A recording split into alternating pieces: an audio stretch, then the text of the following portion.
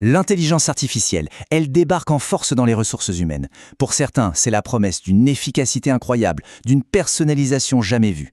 Pour d'autres, c'est une boîte noire pleine de dangers. Alors, révolution ou pari risqué? C'est exactement ce qu'on va décortiquer aujourd'hui. Et attention, on ne parle pas de science-fiction, c'est du concret, c'est maintenant.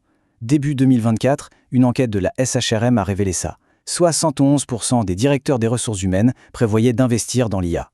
La vague n'est plus en train d'arriver, on est déjà en plein dedans.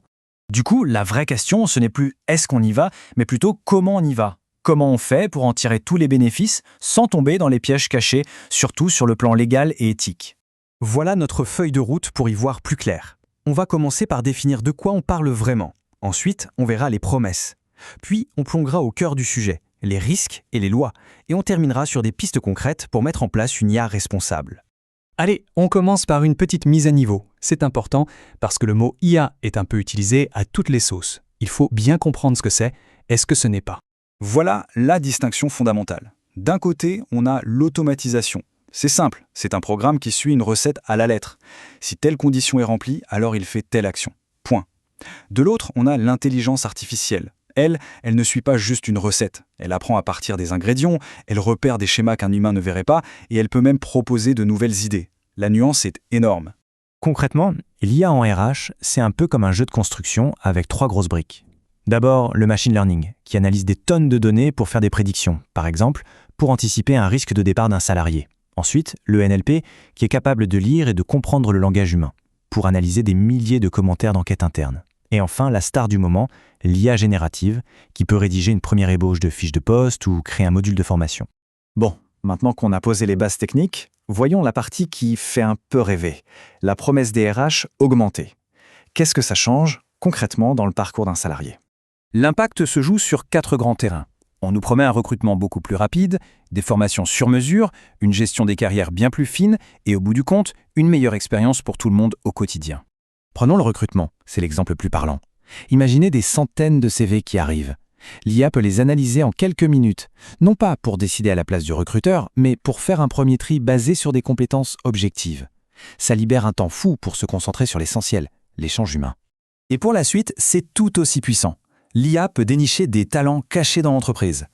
En analysant les compétences de chacun, elle peut suggérer des évolutions de carrière auxquelles personne n'aurait pensé et aider à garder les meilleurs éléments en interne.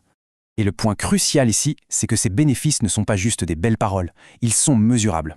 On peut calculer le gain de productivité en heures, la baisse du taux d'erreur dans les dossiers et même l'amélioration de l'expérience via des indicateurs clairs comme le délai d'embauche ou le score de satisfaction des employés. Mais attention, derrière ce tableau plutôt séduisant se cache une autre réalité.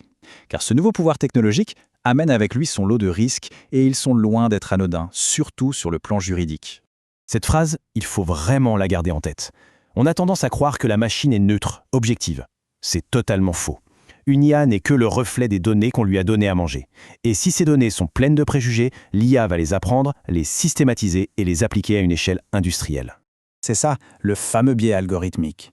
L'algo ne va peut-être pas filtrer sur un critère illégal comme l'origine, mais il peut découvrir que, statistiquement, les candidats venant de telle adresse ou de telle école réussissent moins bien, d'après les données du passé. Résultat, il va pénaliser tous les nouveaux candidats qui partagent ce point commun, créant une discrimination indirecte redoutable. C'est un risque absolument majeur. Alors face à ce péril, que dit la loi? Heureusement, il y a des garde-fous. 2 textes sont au cœur du réacteur, le RGPD, qu'on connaît déjà, et le tout nouvel AI Act européen. Et pour une entreprise, les ignorer n'est tout simplement pas une option. Le RGPD, il est déjà là depuis plusieurs années. Il dit une chose très claire. Si une décision importante comme refuser une candidature est prise de manière 100% automatique par un algorithme, la personne concernée doit le savoir. Et surtout, elle doit avoir le droit de demander qu'un humain réexamine son dossier. Et le nouveau règlement européen sur l'IA, l'AI Act, va beaucoup plus loin. Il est très clair. La quasi-totalité des outils d'IA utilisés en RH, que ce soit pour le recrutement, l'évaluation ou la gestion de carrière, est classée dans la catégorie à haut risque. Et cette étiquette, elle change tout. Pour ces systèmes à haut risque, la loi impose des contraintes très lourdes. D'abord, la traçabilité. On va pouvoir expliquer comment l'outil a pris sa décision. Ensuite, la documentation. Il faut tout archiver pour pouvoir se justifier en cas de contrôle. Et le plus important, une supervision humaine. Ça veut dire qu'un humain doit toujours avoir le pouvoir de vérifier et d'invalider la recommandation de la machine. La machine propose, l'humain dispose. D'accord, le tableau peut sembler complexe, voire un peu effrayant. Mais la solution, ce n'est pas de refuser la technologie en bloc, c'est de l'encadrer intelligemment, de construire une IA qui soit éthique et responsable. En pratique, la démarche est assez structurée. Première étape, on rédige une charte. On écrit noir sur blanc ce qu'on s'autorise à faire avec l'IA et surtout ce qu'on s'interdit formellement. Deuxième étape, on monte un comité de pilotage avec des gens des RH, de l'informatique, du juridique, pour que chaque projet soit validé par tous les angles.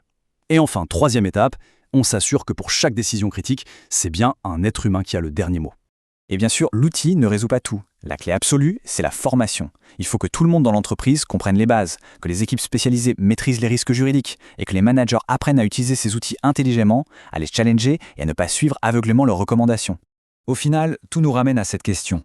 L'enjeu de l'IA dans les RH, ce n'est pas de savoir combien de postes on va supprimer. C'est de se demander quelles tâches à faible valeur ajoutée on peut automatiser pour permettre aux humains de se concentrer sur ce qu'ils font de mieux. Le jugement, l'empathie, la créativité, la stratégie. L'IA est un copilote formidable, mais c'est l'humain qui doit rester aux commandes.